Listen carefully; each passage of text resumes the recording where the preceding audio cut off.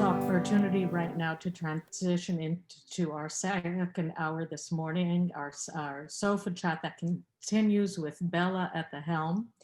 And we invite Derry Hannam, who I hope many of you heard yesterday speak and throughout the conference and many conferences. Um, Derry lives in the UK and he has already been on a traveling spree this past month, sharing his wisdom and his insights virtually all over the globe. Over the past year, so many of us have had the good fortune to hear numerous stories about children, schools, democratic education, responsible subversives, school reform, the 20% idea of democratic education in conventional schools. And some of us have also been fortunate to hear Derry's lovely piano playing and even join him in song. So though I give the mic, the computer, the airspace to Bella and Derry to continue the conversations in this next hour. Ella, just before we start, there's a couple of young people from the UK I hope will join us. And I can see that Simi is already here. Simi, hi. Wonderful. We can see you on page 1. Now, Alia was going to join us as well, and I can't see her yet. Is she coming, Simi? She told me this morning she was looking forward to it. Yes, she should be. I've just messaged her, so hopefully she should be joining soon. Great. So Bella, back to you. Simi, we were talking about teachers' unions and whether they were a constructive force in making schools good places or not. And we'd heard a few difficult stories, some of them from me. And when I was the principal, I wanted to involve the students in choosing the teachers. So I created a situation where there'd be a panel of adults, some parents, some teachers, and some students. And the union actually objected and said the students can't possibly choose new teachers. They don't know what they're looking for. And I thought that's a load of rubbish. But fair enough, if we can't have the students on the interview panel, we'll create a separate panel for students who will have the job of showing the new teachers, people who want to come and work in the school, that we had a students panel to show them around the school. And what I didn't tell the teachers was I met with the students panel after they'd shown the new applicants around the school, and I listened very carefully to what the students said. And I made a decision in my head that I would never appoint anybody that the students didn't want. Eventually, we ended up with 2 panels, an adults panel and a students panel. And the interesting thing was, in the end, they never disagreed. And we never appointed a teacher that the students hadn't chosen. And I wonder what Bella and Simi think about this idea of students actually being involved in choosing the teachers. Can I just talk about the student union just really quickly? Teachers union, sorry. I actually know a few teachers who are a part of like my local district's teachers union. And I know a lot of people are saying that what they're advocating for is not for student, education improvement, but that hasn't been the case with like my local teacher union because the head of it, actually, I know her personally. The reason she joined the teachers union was because she teaches English second language little kids. So they're learning English and the curriculum at the same time. And the reason she joined it was because that the district was making it harder for her to teach those kids and making it more difficult for them to have resources. So that was just my experience with like teacher unions around Houston. Right. I personally think that there needs to be more student involvement in teachers union. I just think that I agree with what Bella said, that a lot of teachers are in teachers union to help their students and things like that. But I do think that anything that does involve decisions that will affect students should involve students, whether it be helping to appoint their like teacher representatives or even having like a separate like position on teachers unions just for youth input, I think is kind of essential for when teachers union advocate for better education or are talking to the government or whoever it may be. And with the idea that like students should be involved in the hiring process, I agree kind of, and because at my school it often comes down to the fact that teachers are hired because of their education and their experience, not in education, but their experience in their field, and they're hired because they have a PhD or they have a master's. But what happens is when they go to teach, they know all the material, but they can't teach it and they can't relay the information. And I think that students by now can identify when these people are getting hired for their education levels and their academic achievements and not because of their teaching abilities. Yes, I agree. And I think you might be able to see me on the front page now when I speak. Is that right? Yes. Yes. Really interesting points. And I think from my experience at school, there was a couple of occasions whereby I was in a position to interview members of staff and almost be involved in student voice in the sort of enrollment stage of teachers in school. And I felt like that was really interesting. And I think one of my favorite experiences is where we had a sort of teaching and learning committee in school. And so young people were trained in 3 different local schools, and then we essentially went and observed the learning taking place in the classroom. And that was a really valuable experience because we were not just looking at the teachers, but actually looking from a student's perspective, what's working, what's not working, because we as students knew that. So we could straight away identify, okay, this student's engaging more than this student, and these might be the reasons why, and these are some of the solutions to sort of resolve that or support that going forward. And so yeah, I don't think it happens enough in schools, to be honest, because when speaking to my other friends in other local schools, they said that those sort of things didn't happen. And so I think it really benefited my own learning as well, because again, I was observing other learning and then using it for myself when I was going into my own classes and stuff like that. So yeah, both the points that Simi and the other young people were saying were really, really valuable. I wonder if it's possible, as Simi and Alia haven't met Bella really, and Bella hasn't met them, would it be possible for them just to say a few words to each other about why they're here, actually? Why have they become the kind of young activists that have ended up with them being here speaking at this conference?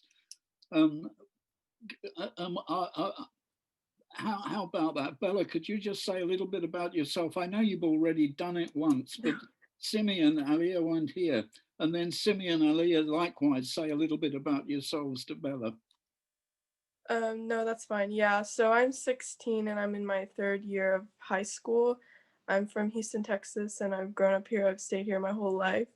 And I recently co-founded the Action in Africa Houston chapter, and I've formed a virtual tutoring program with a few other youth that is completely composed of high school students, offering educational resources to elementary school students virtually and free. So. And oh, my mentor, I haven't even mentioned him. His name is Ted, and he introduces me to he gets me involved in all sorts of things. And he's in the call as well, I think, but he introduced me to this group. Well, it's lovely to meet you, Bella, virtually. I'm Elias, and me and Simi are a part of a group called People Power, which I founded when I was 16. I'm actually getting used to it now. I turned 18 2 days ago, but I started People Power when I was 16, after I finished my final year of secondary school. So People Power essentially is a youth-led movement that tries to educate, engage, and empower young people to take action and take lead of their own learning. Young people, especially in the UK, have a lot of frustrations with the education system here. And so we're essentially trying to mobilise transformation, mobilise change, because we think young people are powerful. Young people have loads of ideas, and we should be the ones having the conversations with decision makers, not the adults necessarily. And if the adults are doing it, then it should be a conversation where we're doing it together and we're bridging the gap between the adults and the young people. And so I'm here just because it's really important, again, that I continue the conversation, that I'm continuing bridging the gap. There's loads of amazing adults here, when especially listening to yesterday, the speeches, who are doing amazing things. So I think it's really important that we now connect the young people with these incredible adults that are already doing the work. Yeah, so thank you so much for having me again, and lovely to meet you, Bella. And Simi, I think you're involved in rather more things than pupil power, aren't you? Some other quite big issues that you're involved with. Can we hear a little bit about your background? Yeah, so I'm part of People Power, which Aaliyah founded, which is really great. It's a great organisation to be part of. I'm 16, by the way, from London. I'm also part of another organisation looking at, again, changing the education system and working towards forming change that we want to see in the education system. As well as that, I'm also the co-founder of a youth-led campaign called Not a Trend, which is focusing on being against performative activism and trying to ensure that conversations around Black Lives Matter and racial equity are kind of continued, and some other things, bits here and there. And yeah, I kind of met Derry through like some of the like Radical Education Forum, I think it was, and some other things as well, looking at, again, like Elia said, bridging the gap between educators and students to try and advocate for change and really push for policy change and change in the education system. Great, thanks. It was quite funny. It was a bit like being stuck in a lift with somebody you don't know. Simi and I found ourselves in a breakout group at some conference or meeting. I can't even remember what it was. We kept crossing paths, I think, in multiple different whatever spaces. It was, I suddenly realized here's someone, everything she says, I agree with it, which is quite an unusual experience. Well, I've got a few issues I'd like to throw around while we're together, but maybe the initiative should come from you. Are there any issues you'd like us to talk about together and throw? And we've got 40 fairly intelligent adults here, all of whom with quite a lot of experience. So you could throw some questions at them if you wanted to. Now you've got them in your power, as it were. Where should we go next? I can make a suggestion of like mental health. I know we haven't talked about that too much here. I know there's a session later about it, but I think that's something important to take into account, because I'm just going to bring in another example from my point of view. My school is extremely competitive, and it's like top 20 in the United States. And what you see like in the newspapers and things like that is totally different if you actually step inside the school. So I'm just going to give a few examples. This might be really depressing, but it happens. So there's kids walking around our school. They have gray hair. They're so stressed out from all the tests we take, all the exams we have, and SATs coming up. And during finals week, it's all like everything breaks loose. People are crying. And I just think that comes along with the pressures of making certain grades and, or notes, whatever I know you call them notes. So I think that's something important that we need to talk about, and how testing really diminishes the confidence of people, and they're really like inaccurate representations of people's. I think Yakov mentioned something about testing the ability of a fish by going up a tree or something like that, and that goes back to like people's test taking abilities and how that really diminishes their confidence with future academic, I guess. Yeah, the joke is you give a chimpanzee, a fish, and an elephant, and the test is how fast they can climb the tree. Yeah. It's not a very sensible way of judging the skills and qualities of people. So mental health, yeah, Simi, Ali, do you want to come in on that? Because I think there's a lot of stress in English schools right now. Definitely. I think mental health is such a massive issue in education, and the government overlooks it so much. And I think now it's starting to, they're trying to act, so I think like they're considering it, but it seems that they only bring about the sort of argument of like students' mental health when they're trying to justify them keeping schools open or keeping exams going ahead. But like, yeah, all of the sort of mental health charities and organizations are so underfunded in the UK, and it's kind of a very overlooked thing that they're kind of using that argument when it suits them, but then they're not actually solving the root of the problem, which is, of course, the stress in school and like pressures and all league tables and everything like that.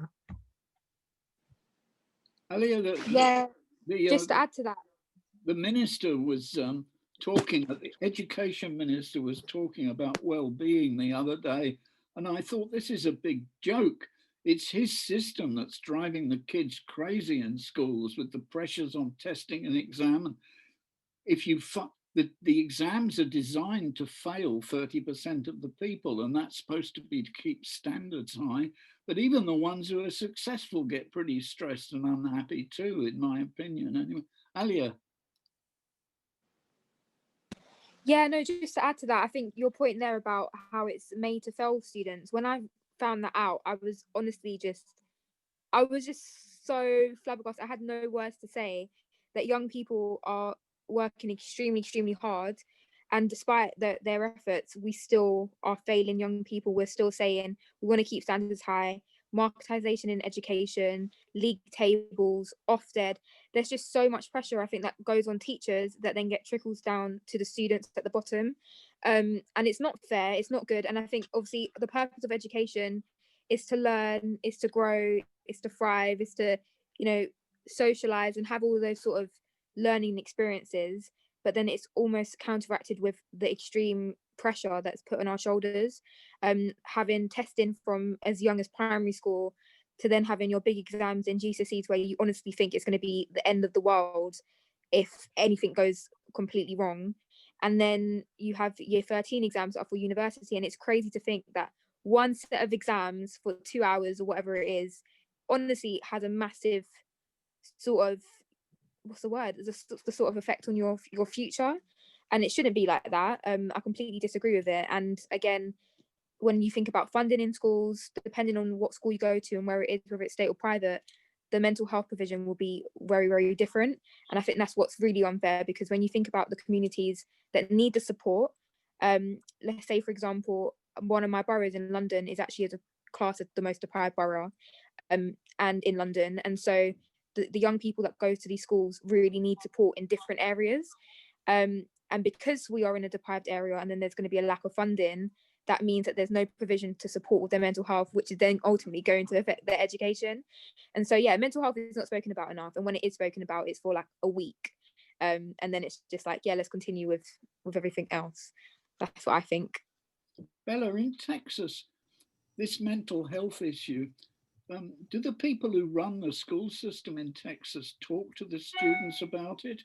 Or in England, Sumi and Aliyah, do you feel that the students' voice is heard in this question of stress and mental lack of well-being? Is anyone listening to you? So in Texas, we have counselors at all of our schools, and they're supposed to be there for like mental support, emotional support. But at my school, and I know at a lot of schools, they're just there so they can say they're there. They're not extending themselves as a resource. They're not letting it known like, you can come to me if you need anything. And the only time I've ever seen my counselor is when I'm fixing a schedule. That's the only time I ever see my counselor. And they're like, when the topic of mental health comes up in, I guess, district meetings, they're like, go to your counselor. But our counselors are not making themselves available. And the one time I had to go to my counselor to even switch my schedule, she wasn't there. So it's just, I don't think, and oh, also we have like one day out of the year where we all get together in the cafeteria or the gymnasium, and they have a presentation about mental health, basically saying, if you need help, get help. That's all they're saying. So they're not really extending any resources or things like that. They're more concerned about people reporting cheating or people reporting drug use on campus than actual mental health. So I have an anecdote I could add to this story. After I retired from teaching in the New York City public schools, I worked for 2 years at one of these elite private schools, so-called elite, where parents send their kids so they can go on to so-called elite colleges. And at the end of the first year I spent there, I was invited to go on the senior rafting trip, which happens the day before school the following September. When I went on that rafting trip, in the 3.5 hours that the kids were rafting this river in New Jersey, I saw more laughter and smiles than I had seen the entire year before that. And I'm just citing this to talk about the, you know, a couple of you have talked about the stress that these schools put on kids. It's really, it's very sad. I know, Alia, perhaps we could say a bit about student councils then, and how much notice do schools take of students actually in the school, never mind the government. And I know, Alia, you had a big say in creating a working student council in your school, I think, haven't you? And maybe you could say a bit about it, and then Simi and Bella, tell us about whether the student councils are effective in your schools. Yeah, so I think, so I've been involved in student leadership and student council from as like far back as I can remember, from primary school.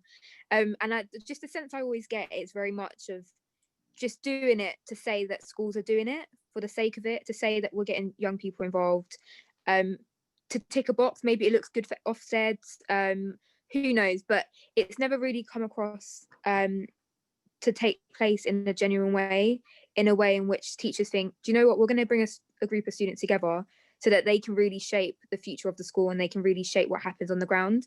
And that's always kind of been my frustration with student councils and student leadership in school. However, in my secondary school, I had a really good experience because I felt like I was able to challenge sort of the structures that were in school at that time. Sorry, so I would say that I tried to raise that question of why do we have student leadership in school? What's the purpose? And how can we make it more effective? And so we did things such as like when I became head girl in my school, we did things such as like challenging some of the policies, when young people came together to look at like the restorative justice system and the way that they deal with behaviour. We also had young people create committees so that they could work with the school governors, which was really, really effective. And I know that they're still doing it to this day. So I think it's just thinking about the structures that schools have at the moment and asking the question, what purpose does this serve? Are we doing it for a reason that is actually meant to be the reason, which is young people shaping what happens in schools? And yeah, so I guess it definitely does depend from school to school. And I would say it's the responsibility of other teachers and students to realise, do you know what, maybe it's not actually working how we want it to work, and that's fine, but let's build in it and let's make it better. You don't go to the same school, Simi, do you, as Alia? So what's your experience of school? Look, am I having too much of a say here? Do you can fire me if you like. I promise I'll shut up. But I've got so many questions to ask you. Simi, what's your experience of the student council, or do you even have one?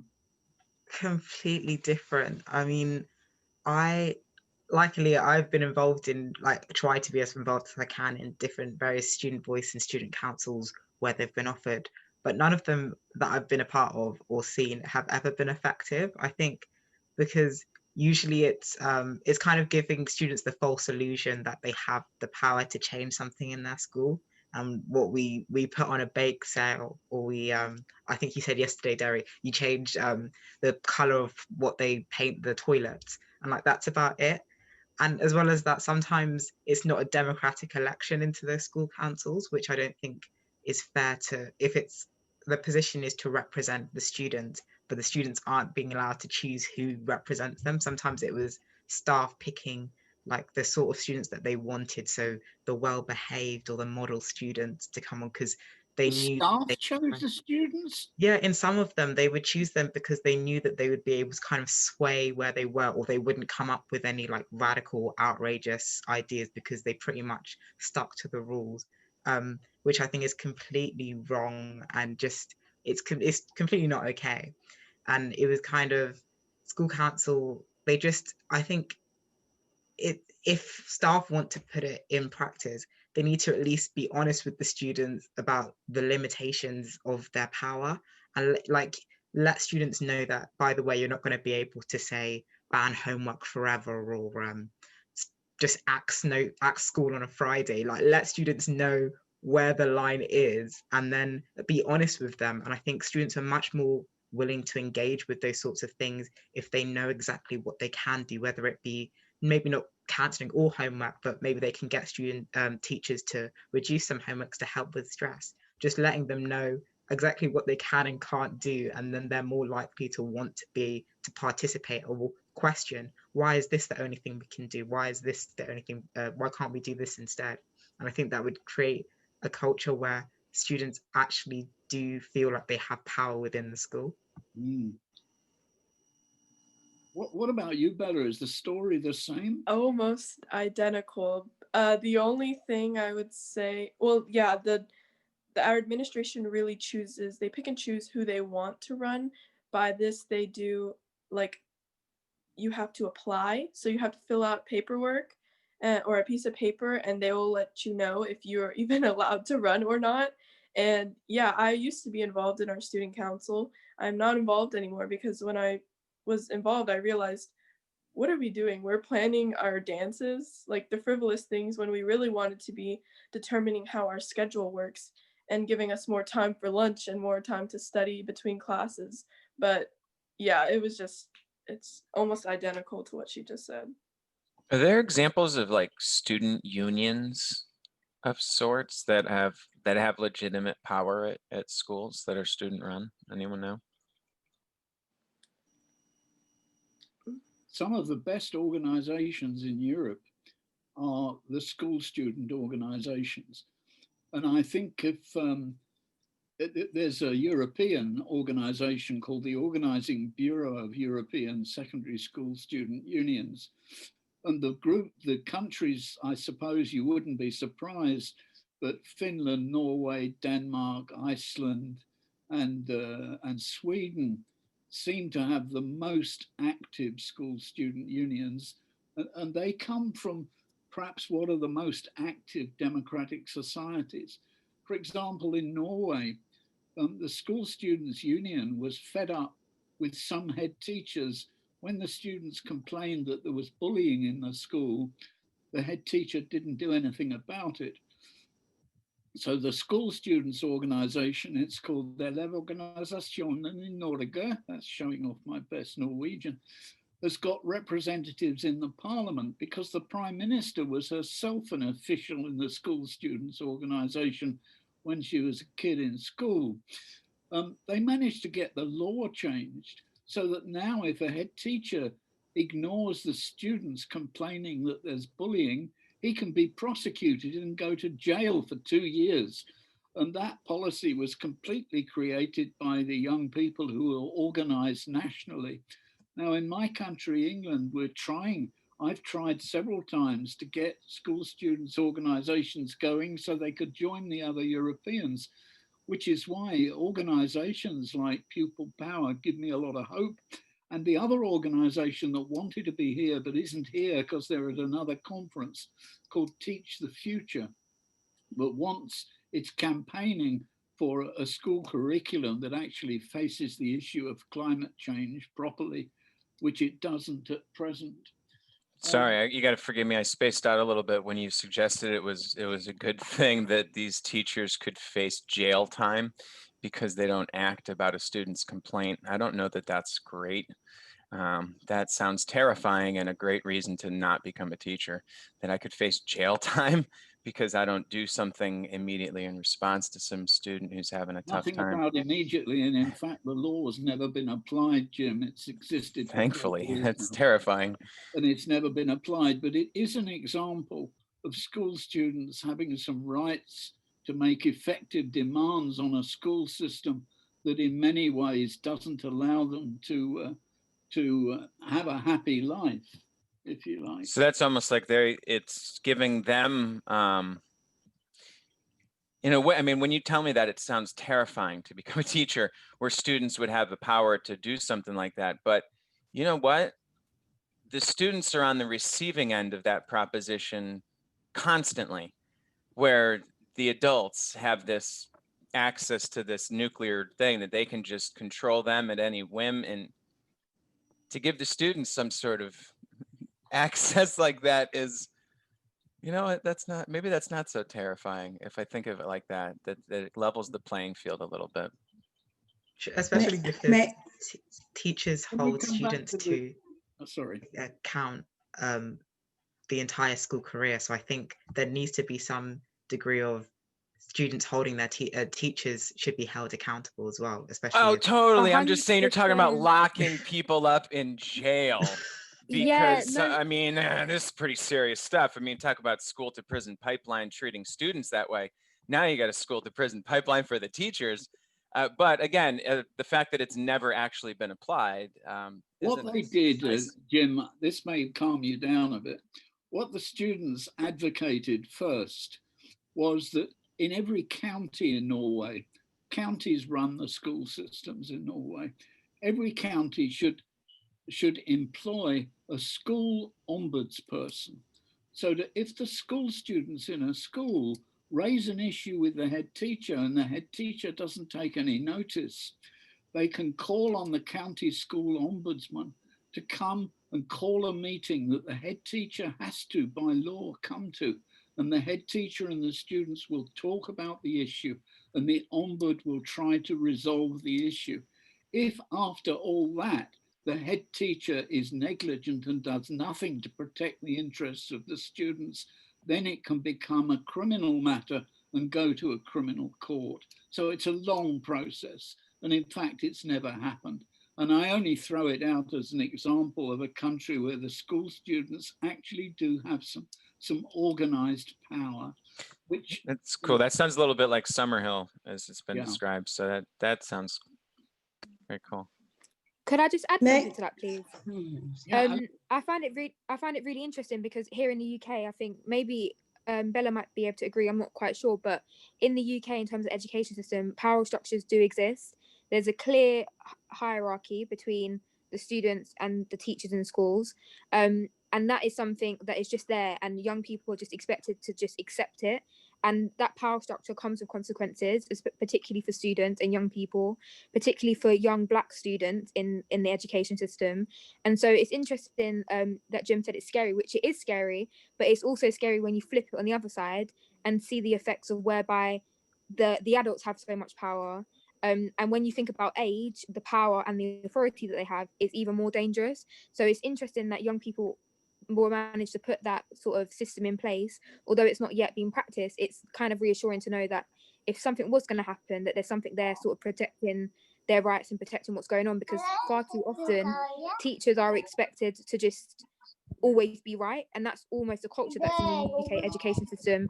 And I remember a time at a conference I was at, a teacher once shared that she was told at training that no matter what the situation is, no matter if the student's right, you always need to defend the teachers and you always need to say that you're in the right. And that's just terrifying for students. And when you think about things that happen in schools, exclusions in the UK is so high, and that's what you call the school to prison pipeline, where teachers will literally snap at anything and chuck young people out of the system and put them into alternative provision unit, which is alternatively like a mini prison for young people. It sounds extreme, but it is, because they're not being able to actually express themselves, have an education, and the percentage of students that end up going to prison after being improved is incredibly high. the issue of, thanks for that. I mean, because the issue of racism has come up several times. It's been mentioned. And I guess if racist attitudes are put forward by teachers, I'm not suggesting it happens, but if it did, perhaps it would be easier to justify the kind of legal action that I talked about, Jim. I don't know if Bella or Simi or Ali want to talk about racism in schools, or is this a difficult issue? Should we leave it alone? I say we should talk about the difficult issues. I can touch on something that's feeding into that. In the United States history curriculum, I'm actually working with a group of students right now to implement or mandate ethnic studies, or just the diversifying of our history curriculum, because what's happening right now is our generations are becoming ignorant because they're only learning what our school wants to teach us, and it's mostly a one-sided story of history, and the history of the winners, it's the history of the colonizers. And I think that's just feeding into, I just think, stereotypes in our country. Specifically right now, I think it's a big issue, the Black Lives Matter movement, but where is it stemming from? It's stemming from the lack of education. Yes. So I've not been looking at the hands-up column. Yes. I am particularly interested in the fact that we've been looking at the idea of democratic schools. And one of the things that has really gotten my attention when you were speaking about the mental health issue, given that the best of the stats would be 1 out of 5 will be facing mental health issues. And that's given man, woman, Black, white. Those are the best stats that consider we are 49 people here. And at least then 10 of us will face such a struggle. When you look at a classroom, and if in that classroom there are given stressors, maybe there is a social economic challenge where that school may be placed, and so you might have even more such stresses, the likelihood is greater than not. And I think that we need to really consider making mental health education a part of the curriculum, not a if you feel like you have succumbed to the pressures of life, so that you feel like you're a loser to have such a challenge, rather than everybody faces such challenges, and let's teach everyone how to be winners and have, I mean, even I've been the last several months, I've been participating with out of the UK, Decider Skills, to support somebody else who has mental health challenges. Something like that is also incorporated, or at least they have modules for it to be taught in schools. Can we look at things like that? And I am also a visible minority myself, and I think that we also need to make sure that we don't ignore the issues of racism, because some people don't ever get to decide if it's an issue, because being a visible minority, it's always an issue. It never goes away.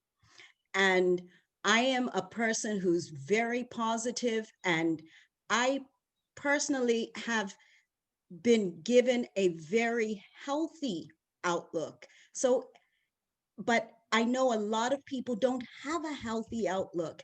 And the more that we are open and honest, because it was mentioned the colonizers were the winners. I've also worked with Indigenous people, and I've seen where you have people who are struggling to even accept their reality, because they have never been given an opportunity to think that they can ever measure up.